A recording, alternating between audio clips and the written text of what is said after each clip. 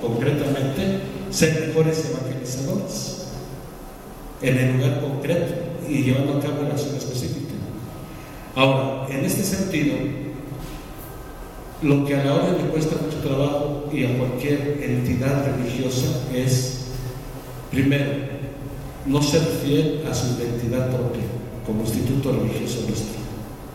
Si yo no supiera lo que es ser mercenario hoy, si no conociera mi historia, si no conociera lo que es mi espíritu, mi carisma, si no conociera cuáles son las características grandes de la espiritualidad mercenaria, como es el amor a María, por ejemplo.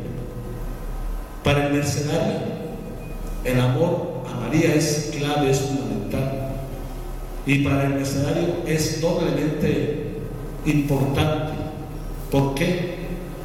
Porque un día Jesús le dijo a Juan: ahí tienes a tu madre.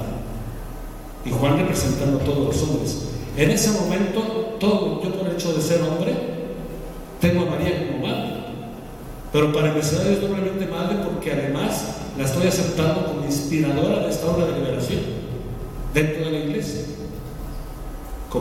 Y la acepto como madre y patrona de mi vida. Y por eso mi amor por María de la Merced, ¿sí?, bajo su advocación de la Merced, debe ser muy grande, y me debo de apasionar por esa advocación, por esa devoción a la Santísima Virgen. ¿Sí? Si yo no estoy convencido, si yo no trato de vivir lo que yo creo, eso dificulta mi acción evangelizadora. Si desconozco mi historia, mi proceso, ¿sí?, entonces, algo fundamental. Y como mercenario les decía, el cuarto voto. Y ustedes sacó eso del cuarto voto. Bueno, nosotros como religiosos hacemos ya como religiosos en la iglesia hacemos una consagración en la pobreza, en la castidad y en la obediencia. Todos los religiosos hacemos esta consagración en la iglesia. Pero el mercenario hace un cuarto voto. ¿Cuál es ese cuarto voto? El estar dispuesto alegremente a dar la vida. ¿Para qué? Para liberar al cristiano cautivo. Porque en aquel tiempo del siglo XIII, cuando los mercenarios iban a liberar a los cautivos a África, juntaban la limosna. Después de juntar la limosna, todos los frailes, iban 2 o 3 frailes nombrados en un capítulo que se llamamos capítulo provincial, se iban a África llevando el dinero, ¿sí?, de lo que se había juntado, para con ese dinero pagar la libertad de los cautivos y liberar a esas personas que se habían llevado, porque estaba en riesgo de perder su fe.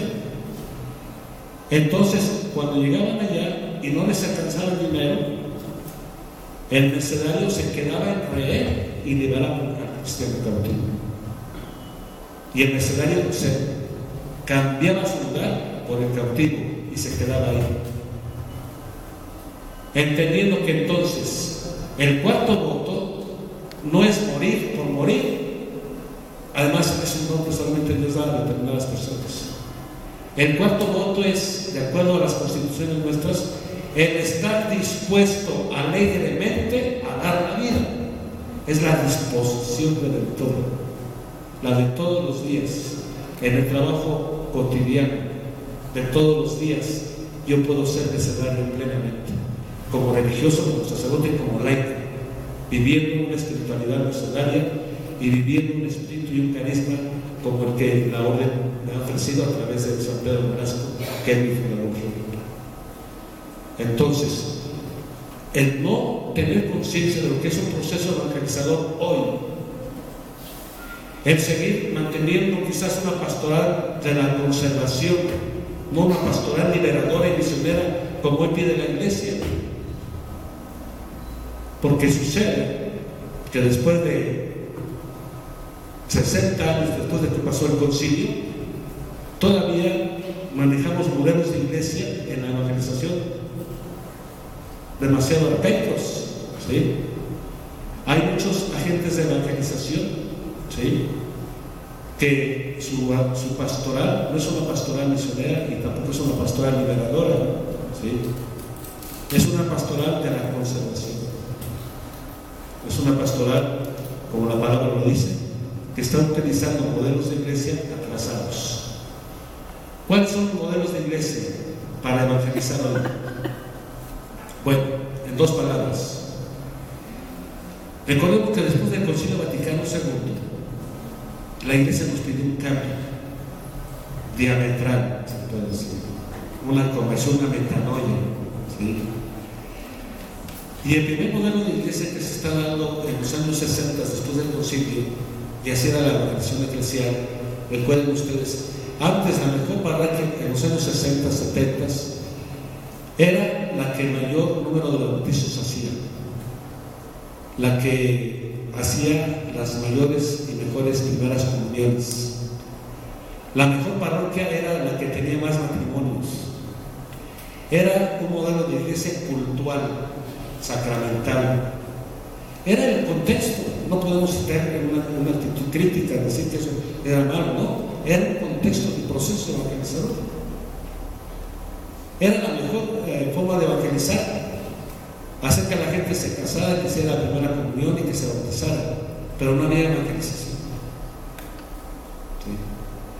Viene el ir asimilando todo lo que es el Concilio Vaticano II, y después de los años 70, en los 80, viene ya algo fundamental, lo que es los movimientos y grupos comunitarios, los movimientos eclesiales y los grupos apostólicos, que le dan una fuerza y una proyección muy fuerte a la iglesia. Nace el movimiento familiar cristiano, de todos los movimientos, ¿sí?, que hoy día son parte fundamental del proceso de evangelización. Y le da gran fuerza y proyección a la iglesia. Pero ahora estamos en otro modelo, ya no estamos en ese modelo de los movimientos. Ahora estamos en el modelo misionero liberal. Si no es la misión, no lo vamos a poder hacer. Y la misión implica evangelizar con este proceso carismático, catequético y apostólico. Y si no preparamos a nuestra gente, y si nuestros agentes, nuestros catequistas, nuestros responsables de los grupos, los coordinadores, nuestros ministros de la Eucaristía, nuestros lectores, nuestros equipos de liturgia, etcétera, etcétera, etcétera, no están preparados en esta perspectiva, no estamos realizando una pastoral plena, una pastoral evangelizadora. Por eso es importante que ahorita tengamos muy claro todos estos elementos que nos ayuden a entender que hoy una gente de evangelización que no entienda los nuevos escenarios y sus grandes retos no puede evangelizar convenientemente. No sé si me puede contestar un poquito. ¿Sí?